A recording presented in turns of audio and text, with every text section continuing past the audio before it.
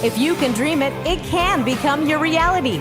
Welcome to Dreamcatchers, where we meet entrepreneurs who have left their home country to move to Costa Rica and start a business in paradise. These are real people and their real stories behind following their dreams to a little Central American paradise and how they made it work despite the odds. Welcome to Dreamcatchers Costa Rica. Hi everybody, welcome to another amazing episode of Dreamcatchers. We're here today in the Santa Rosa National Park in Guanacaste, and we have the joy of being able to interview Terri McCarthy, who works alongside the Guanacaste Dry Forest Conservation Fund. We are going to find out why it's so important to conserve this incredible forest where we're at, so stay tuned. Hi everybody, I'm Rebecca Clower, and we're here today with another great episode of Dreamcatchers. I have the honor of being with Terri McCarthy, who is a board advisor of the Guanacaste Dry Forest Conservation Fund. We're super excited to be here and just to find out why it's so important to understand what's going on here in the country and all of the people that are involved in this great cause. So thank you so much for having me. Thank you for being here. So first and foremost, what I would like to know is why Costa Rica? Why did you decide to come to Costa Rica out of all the other places in the world? Yeah. Well, I came down here when I was 17 years old as an exchange student. It was in 1977. Wow. And to study tropical biology because outdoor science was always my passion. And came back later in college again with a college professor and studied the social aspects, geology and biology in a college course. So by the time I was finished with that, I was hooked already, you know, and I kept coming back for years. And eventually, I had a really great offer to join a foundation, a very generous man who started a foundation, the Wege Foundation. And through my work with the Wege Foundation, this Santa Rosa and Dan Janzen, Dr. Janzen's work here was part of the mission of the Wege Foundation. So we traveled here often to meet with Dr. Janzen and to help, you know, him with the programs that he was starting. And the moving here was, when I retired pretty young at 55. There was no question about where I wanted to be. I always felt like my body was in Michigan, but my heart and soul have been in Costa Rica. You mentioned Dr. Janzen. Can you just, I know there's so much to say about him, but maybe if you can just give a quick Cliff Notes version of why you think he's so important, not only to Guanacaste, but Costa Rica. Yeah, and the world, I would say. His conservation efforts here in Santa Rosa have been recognized all over the world. And he's an entomologist, but he's so much more than that. He's a conservation biologist, and he's world renowned for his work. And I met him in the later 1980s was when we started working with him through a nonprofit that the Wege Foundation also managed. So I was in awe of his work, as I think a lot of people are when they meet him. So he was, of course, like another mentor, another great mentor. No, he's someone that definitely thinks out of the box. Definitely. He's not on the same wavelength, I think, as most of us. No, he's not. So when you originally came here, did you come here to retire? Was that your initial idea, is I'm going to come? You live in Playa del Coco, correct? Yeah. Okay, so you were just coming here to retire? Or were you coming here with a mission? With a mission. With a mission. To help with the conservation efforts. I think just that I've worked, you know, since I've been 14 years old, even worked through college, that I don't know what else to do other than work. So retiring to me, I'm not quite sure what that means, but for me, volunteering and serving the community that I live in and the community up here that I love is second nature to me. It's where. So this is a position that's not paid. No, I volunteer. You're just doing this because you're passionate about it. Yeah, and Dr. Janzen. This feels like my family in Costa Rica. And in terms of the people that are involved in the project, how many people does it take approximately to run something like this? Because it's pretty huge. It is. Yeah. Well, there's the Guanacaste Dry Forest Conservation Fund, and then there's ACG, the Area of Conservation Guanacaste. And we have, I mean, just the GDFCF employs Costa Ricans, maybe 35 to 37 Costa Ricans that are on our payroll. And then we also supplement the ACG for programs that they don't always have the funds to fix, like the road to Naranjo. We had a generous donor come forward last year to fix the road to Naranjo. So we helped the ACG when the Area of Conservation Guanacaste, and those Costa Rican-led efforts, and we have our efforts, but they're very much integral and work together now. So That's amazing. it is. How long have you been here now in Costa Rica? Well, it's funny. We built our little house in pre-COVID, and we weren't residents. So it was sitting there finished, and COVID came along, and it sat there for 2 years because they closed the borders. And so when the borders were open, we moved down. So it's been 3 years now. Wow.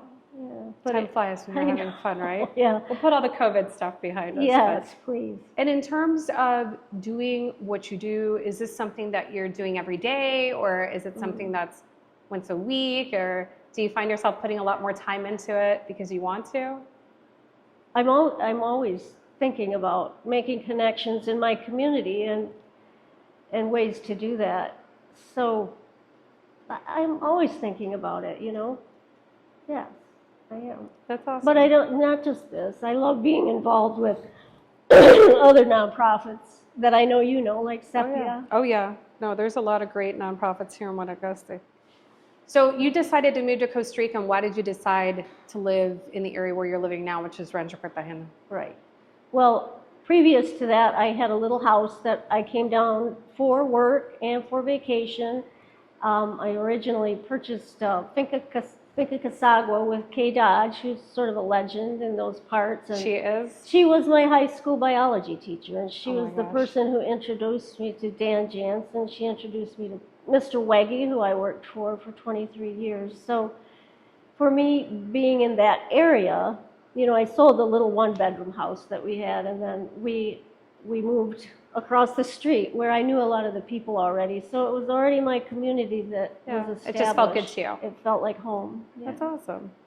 So when you know, what I want to know is why is the Guanacaste Dry Forest Conservation Fund so important to not just our area, because obviously it's not just in our area. I had originally thought it was just Guanacaste, but it's not.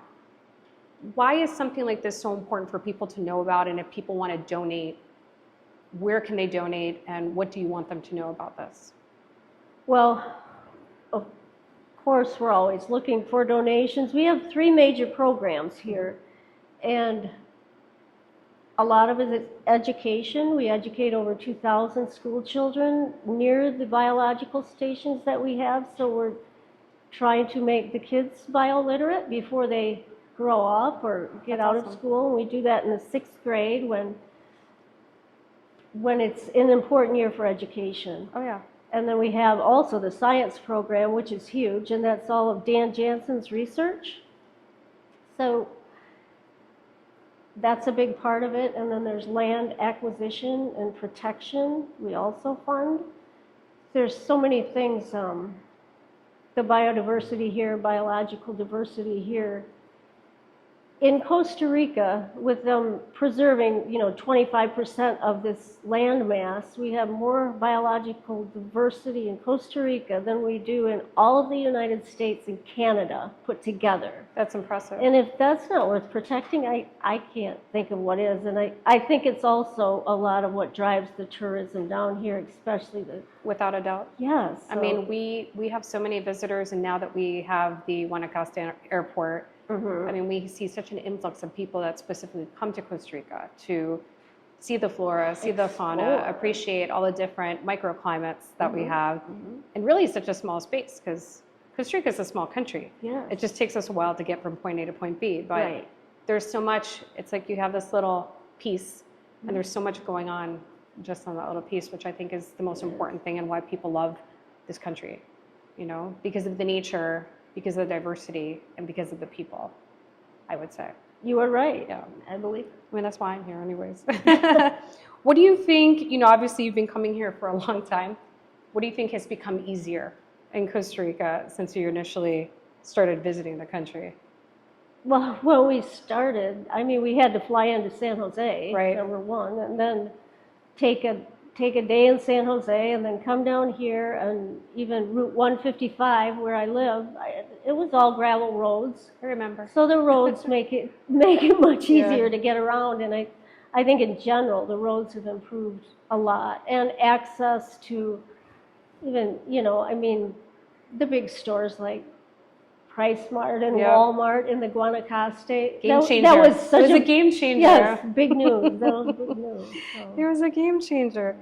And lastly, what do you do when you're not busy working? Because you are working. What do I do for fun? What do you do for I love to fun? go to Finca Casagua and ride horses. There you It's one of go. my favorite things. But whenever my husband and I do something, my birthday, I always want to go to someplace new I haven't been. And there's national parks in Costa Rica that are an hour away that I haven't been to, like Barahanda or Yeah. Diria or something. I mean, there's something new here all the time to discover. Did you go in the caves? in Not Barahona? yet. And No? I'm trying to convince my husband to go in the caves. He's a little bit freaked out about I don't know if he will do that. Everybody's but- got to go to Barahona once. Yes, It's like, I'm not a yeah. huge, you know, cave person, but it's actually really, really cool. But there's so much to explore here So that much. I don't ever want to stop. No, there's not enough time in the day either. There's so many incredible places here in Costa Rica. Right. Is there anything else that you would want people to know about the Guanacaste Dry Forest Conservation Fund and all the people that are behind it and the people that make the difference, that are Sure. boots on the ground? Well, since Dr. Janzen came and founded the GDFCF, as we call it, the Guanacaste Dry Forest Conservation Fund, it was at the Wege Foundation, we needed him to come up with a budget, and he, didn't do that. And the biggest change was that the foundation was willing to fund an executive director to be able to actually help Dan do things like administration and budgeting, where he didn't sit down because he's always so busy with research. So we've changed into, an NGO that has a lot of Costa Ricans. We have Costa Ricans on our board, and we're now more integrated than ever with the ACG and helping the area of conservation, Guanacaste, do some things to make it more friendly for tourists to come in. Yeah, that's awesome. Yes. And Dr. Jansen's won lots of awards. I know Yes. Costa Rica really loves him. So that's pretty amazing. And we thank him and thank you for your efforts. And thank you so much for taking the time to tell everybody a little bit about what's going on and why you feel so passionate about it. So I want to thank you so much. I want to thank you. Yeah, for my coming. pleasure. Yes. And again, if you guys are watching us and you like what you see, give this video a like and definitely tune into the next Dreamcatchers. Budoya. Thank You can say bye too. Thank you. Bye-bye.